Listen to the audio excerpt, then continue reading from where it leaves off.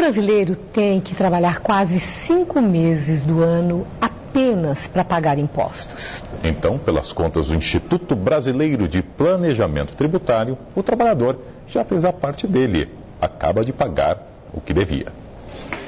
No mercado se paga imposto, no shopping também, e até na banca de jornal o governo exige a sua parte, que está embutida no preço dos produtos. Resultado, cerca de 40% dos ganhos do brasileiro vão para essas cobranças.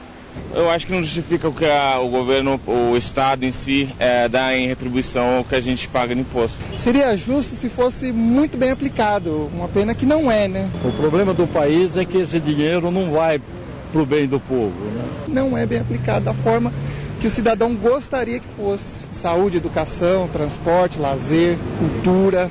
Ao todo, são 13 impostos que existem no Brasil.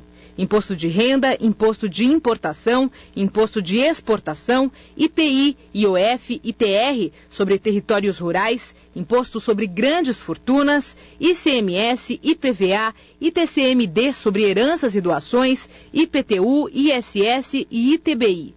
Além dos impostos, outras taxas e contribuições são descontados do brasileiro, como PIS, COFINS, INSS. Os R$4.000 que Renato recebe por mês, entre 1.200 e 1.500 vão para o governo. Pela lógica, não precisaria pagar por serviços de saúde e educação, por exemplo, mas repete os gastos na rede privada em busca de qualidade.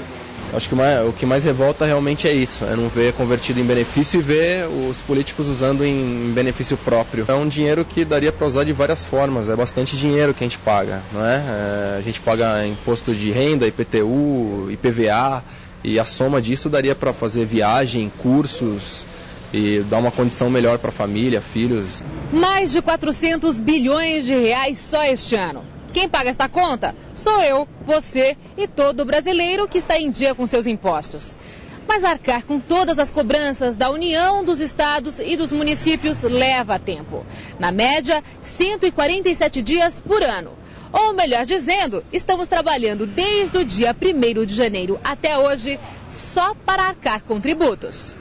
O cálculo do Instituto Brasileiro de Planejamento Tributário mostra que em 20 anos, o tempo de trabalho necessário para pagar os tributos praticamente dobrou.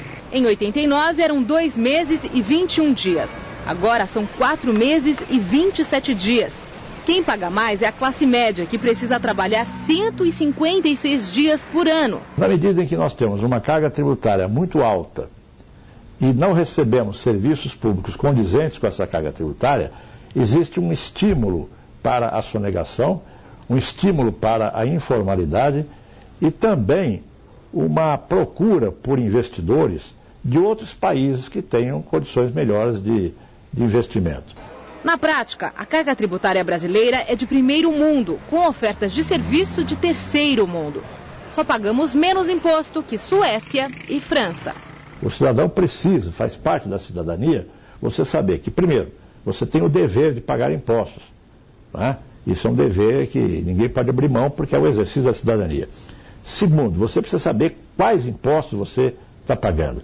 E terceiro, você precisa ter o mínimo de garantia de que a renda desses impostos está revertendo em algum tipo de serviço ou na manutenção de um Estado decente, que é o que todos nós queremos. Está em nosso estúdio o jornalista Mário de Almeida, comentarista do Jornal da Gazeta. Mário, é incrível quando a reportagem destaca, né, que você fica 150 ou 156 dias do ano trabalhando para pagar os impostos. De fato, no Brasil, nós pagamos imposto demais? Ou essa é uma impressão? Porque o retorno é muito precário. O serviço público, em muitos setores, deixa muito a desejar. Pois é. O tamanho da carga tributária pode ser resumido nessa frase: Feliz Ano Novo. 2009 está começando amanhã. E a tributação é uma desgraça compulsória. Por quê? Também o país não vive sem o seguro contra desastres que afetam a agricultura, sem o serviço médico de alguma maneira, sem o Bolsa Família. Então, é uma desgraça compulsória. A maior parte do tributo no Brasil é indireta, as pessoas não percebem. A reportagem menciona, a pessoa se lembra na hora do IPTU, de pagar o imposto do carro, o IPVA. Uma minoria que tem ainda que pagar o imposto de renda no acerto anual depois de abril também tem isso em mente, mas mais de 4/5 da carga tributária brasileira é indireta. As pessoas se movimentam, vivem, existem e vão pagando imposto sem perceber.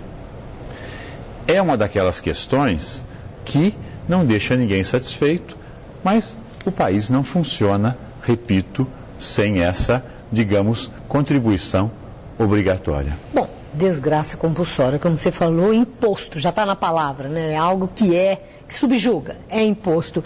Agora, o que explica, se as pessoas não têm muita percepção no imposto indireto, quando pega o seu olerite, vê lá tudo descontadinho, então aí tem toda a percepção. O que explica a conformação? Não haver aí uma cobrança mais incisiva sobre essa questão da desgraça compulsória? Bem, o que é importante notar é que os brasileiros de 2 estados, especificamente São Paulo, que é o mais populoso, 22% da população, 35% da renda nacional e 40% da carga tributária. Então, o paulista paga imposto por 2, por ele e praticamente por um outro. E o catarinense, Santa Catarina também paga muito mais do que aquilo que recebe. O Rio Grande do Sul, de vez em quando, depende da situação econômica, tem excesso, paga em excesso. Algumas vezes, como atualmente, não, dependendo da situação das safras, etc. Então, a maior parte dos estados, a maior parte da população, recebe mais do que paga. Direta e indiretamente. Por quê? Também, além do Bolsa Família, além do serviço direto, tem o funcionalismo, que em alguns estados representa uma parcela muito grande da população e põe o dinheiro, o salário, o seu vencimento para circular e animar o comércio. Então, a percepção é muito dramática em São Paulo e Santa Catarina. E nesses estados, aliás, está a origem da maior parte dos movimentos contra o excesso de tributos. Não é por acaso. Nos demais estados, há mais benefícios do que carga. E por isso, o certo conformismo que você menciona. Obrigada, Mário. Uma boa noite.